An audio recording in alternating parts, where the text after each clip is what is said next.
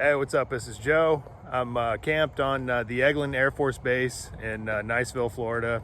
This video will sort of take you across Florida on mostly back roads to Panama City Beach. It was cool. I got to explore one of my favorite places in Florida, St. Augustine, and also revisit Perry, where I have an awesome spot under a bunch of Spanish moss hanging down and stuff like that. My mom came down, who I haven't seen in a couple of years, so I got to hang out and spend some time with her, as well as see my buddies over at 850 Speed Shop. They replaced my fork oil and put in new fork seals. Made a huge difference in the handling of my bike. If you enjoy this video, please hit like and subscribe. As usual, I've included an optional donate link in the drop box if you'd like to contribute to this project.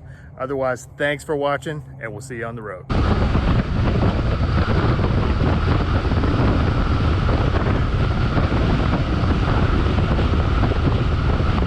After bike week, I was heading in a generally westward direction to meet up with my mom in Destin, as well as have some work done at 850 Speed Shop in Panama City Beach. Before that, however, I plan to stop by one of my favorite spots in Florida, St. Augustine.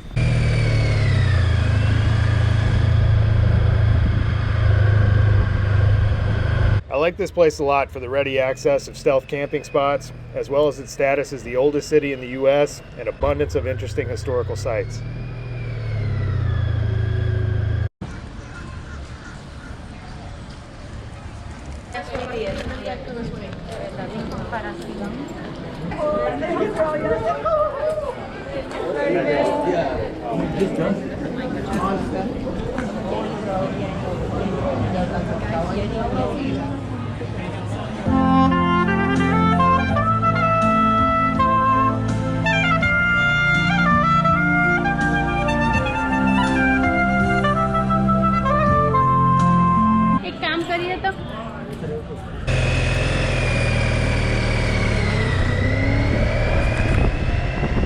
It's here that the Spanish explorer Ponce de Leon is said to have found the Fountain of Youth.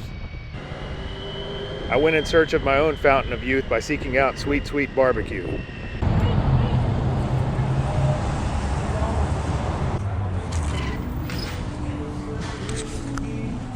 So this is Sonny's Barbecue. This is a place that I'd come to a couple of times last year. So my camping spot's just over that way, about a mile.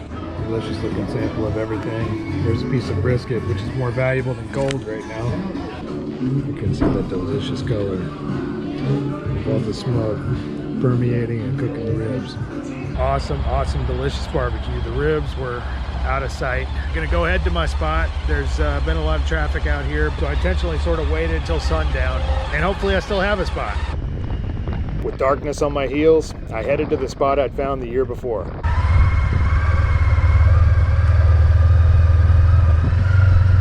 Around 12 a.m., I was awoken by the gleam of a flashlight and approaching footsteps. I instantly began constructing a story in my head as to why I was there, which turned out to be unnecessary when I looked out and discovered a homeless man pushing a bicycle down the road. He turned off the light and grumbled something about me putting my tent in his driveway, and I realized he must be camped further down the road. I was at first uneasy about camping near this character, who I knew nothing about, but as the days rolled on, I realized he presented no threat. I try my best to treat people with respect no matter what their situation in life, and when I moved my camp to give him a better pathway to his tent, he thanked me. From then on, we had no problems, aside from a couple nights in which I heard him screaming, presumably convinced his soul was being consumed by the existential darkness around him. Maybe he was right.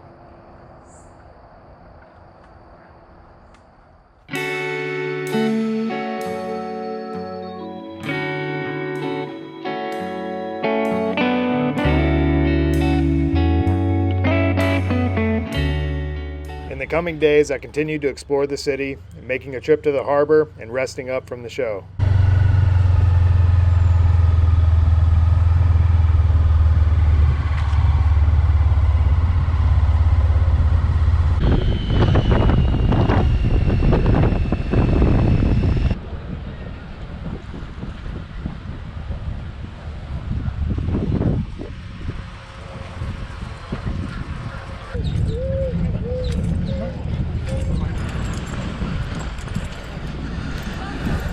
Over 450 years old, the Castillo de San Marcos is the oldest masonry fort in the continental U.S. and was built in the 1600s when Florida was still a part of the Spanish Empire. It was an attempt by the Spanish to maintain control of the Atlantic trade route, but was subsequently besieged by the British in 1702.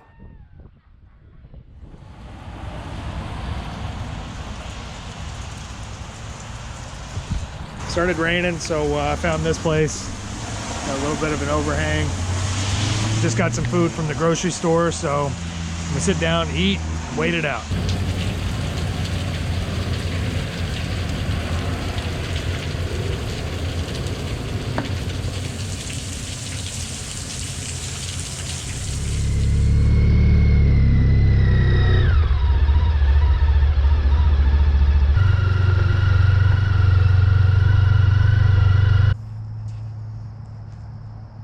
I have a pet. I then headed westward, where I'd be meeting up with my mom in Destin Beach. Presumably I'd stop in Perry for the night, where I'd previously found a gorgeous spot under the Spanish moss. As you can see, my map is full of starred places and locations which had some significance to me. When I find a good spot, I always mark it on my map so I can return to it later while en route. Kind of like a Vagabond hotel finder.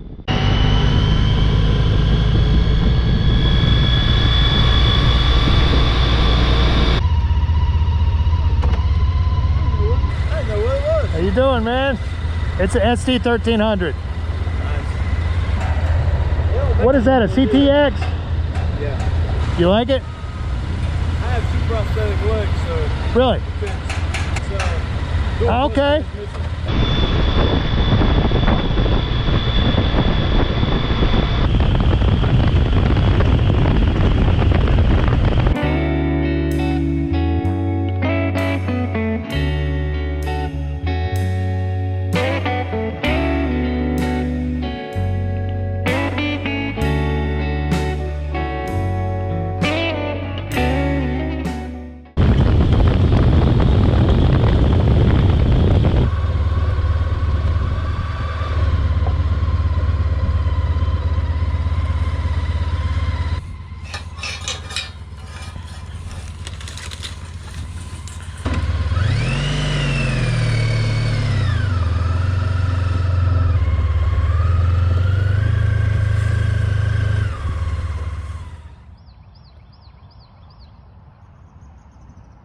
My little spot in Perry, Florida, under the beautiful, crazy trees, oak trees. Dense fog came in last night. Everything got completely soaking wet, so it doesn't look like I'm gonna have any sun. I'm just gonna pack everything up wet, and then as soon as the sun comes out, I'll find a parking lot, dry everything out for about 10 minutes, and get back on the road.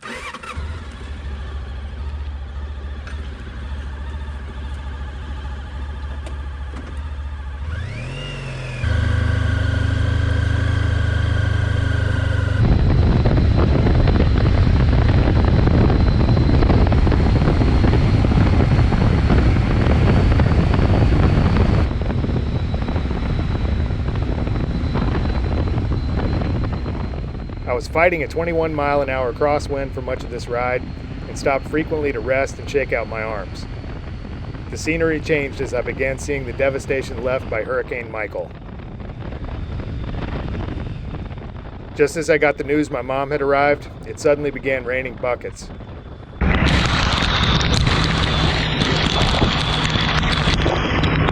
I'm just outside of Destin Beach.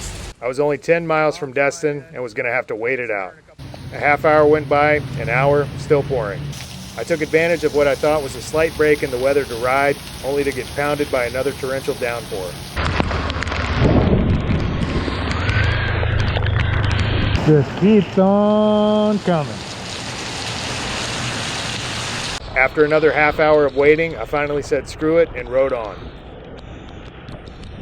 I didn't get far before getting hassled by the man trying to approach the hotel where my mom was staying. How's it going? What's that? I'm going to start by saying there's a no motorcycle policy back here. Are you staying here somewhere? Yeah, I'm staying here. I'm not going to park my bike anywhere else except for inside. I can tell you that I don't even think my boss can authorize a motorcycle. I can ask him.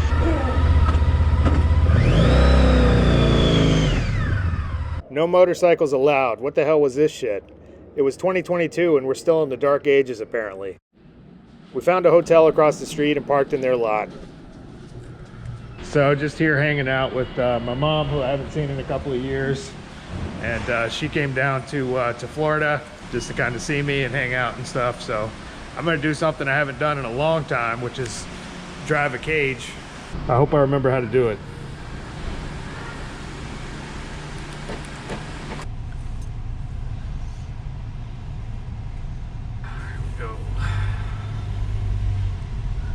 So how was the weather in Virginia when you left? It was in the 50s. In the 50s. Yep. So you can see why I left. Yes, I can. We had snow twice. Probably like 7-8 inches once.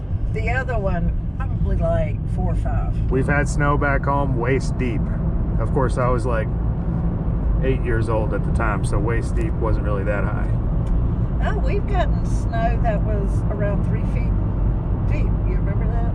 We were just always lucky because our driveway faced south. Here's the Destin Bridge. Oh, that is really cool.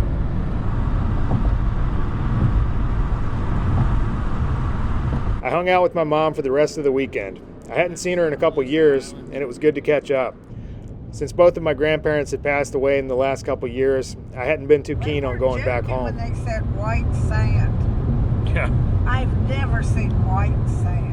Plus, when you live the way I do, there's an ever-present fear that maybe I'll get too comfortable and never get back on the road. Along there is the boardwalk I was telling you about. There's shops and restaurants and things like that.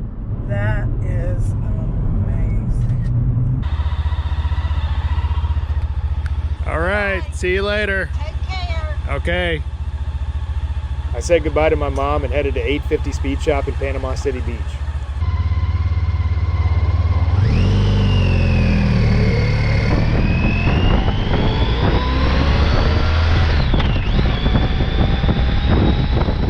I usually stop through here about once or twice a year, and it's always a trip to see what Vaughn and the guys are up to.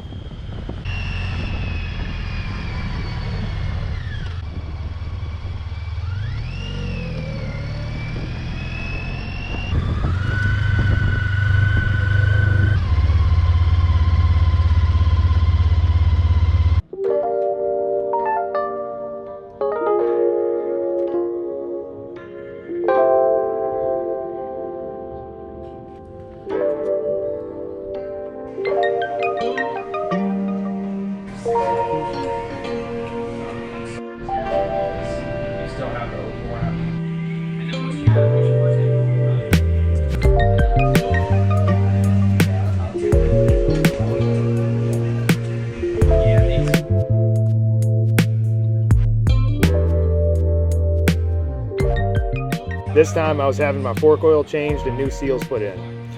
My handling had been feeling spongy almost since I'd had the bike, and this procedure was definitely more than just a parking lot job.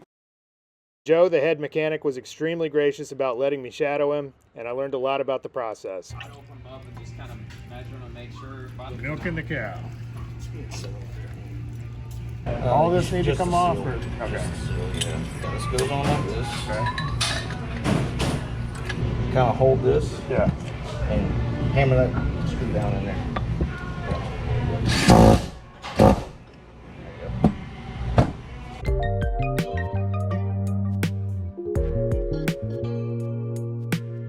And this is the seal? Mm-hmm. Like so? Like this. Okay.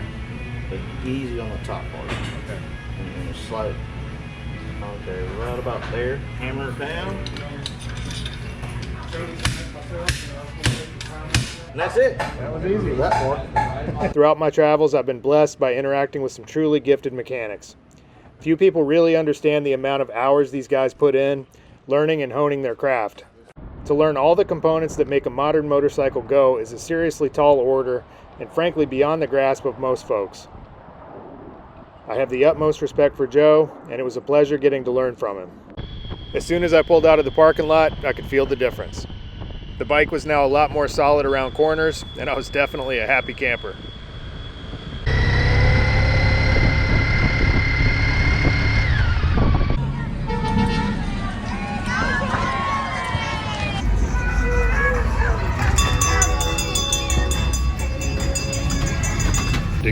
barbecue, PCB, delicious cheesy cream spinach, sauces, elegant brisket, and smoked kielbasa.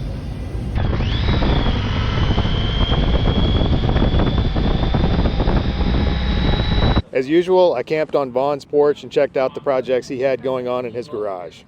His approach to building bikes is largely based on using existing Harley parts and finding a way to make things work that shouldn't work. You know, Harley has some cool stuff, so Yeah. why not use some of their products to kind of... Yeah, Harley makes some pretty cool shit. They do. So obviously, it's not exactly where it goes, but it's kind of got that look. Yeah.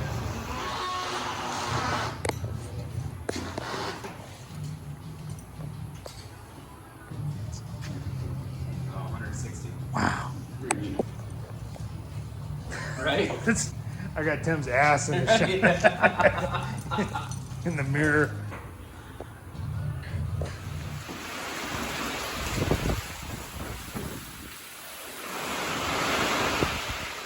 As soon as I got a break in weather, I headed down the road. A buddy from back home was flying down to Niceville, about an hour and a half away. He was shopping for a sailboat which he was intending to live aboard and travel with the touring musical group. Only problem was, if he was able to locate one, he wouldn't be able to sail it by himself to his slip in Niceville, and wondered if I'd lend a hand. Whether he'd be able to find one or not was anyone's guess, but since I knew absolutely nothing about sailing, I answered in the affirmative. But before any of that could happen, I was once again going to have to make a sacrifice to the gods of the road.